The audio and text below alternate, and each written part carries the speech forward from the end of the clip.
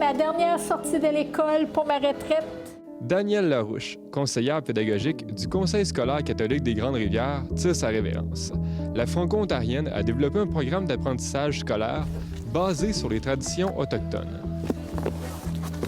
C'est ça. On comprend tous les traumatismes qui ont été faits. Au cours des dernières années, elle a entre autres su offrir aux élèves du nord de l'Ontario des cours de littératie donnés en collaboration avec des aînés de la Première Nation de Matachewan.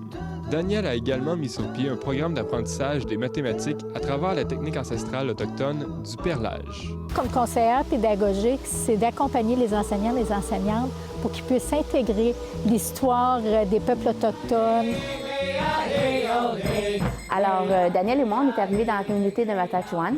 Et puis, on avait fait un petit rendez-vous avec les aînés de la communauté. Donc, c'est quand même des grandes personnes à qui on peut parler. Et puis, ils sont vraiment humbles, eux aussi, de pouvoir partager de ce côté-là, qu'est-ce qu'eux aimeraient faire.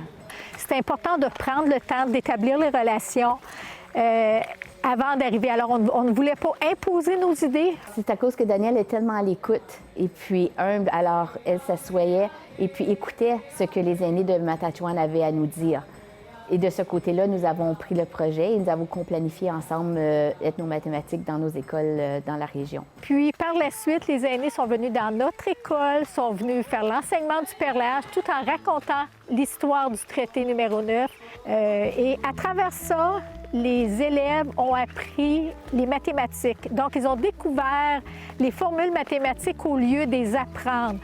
Donc, on le fait avec des perles et puis chaque élève a fait leur propre médaillon, la conception et d'avoir différentes façons de pouvoir arriver à la même solution. Puis là, tu vois, à cause de la pandémie, ça n'a pas eu lieu, mais on se préparait ce printemps, au mois d'avril, à avoir 2 jours de formation pour les enseignants du secondaire. Pour démontrer comment on fait pour travailler ensemble avec les communautés dans nos écoles pour arriver à bâtir une meilleure relation de nation à nation.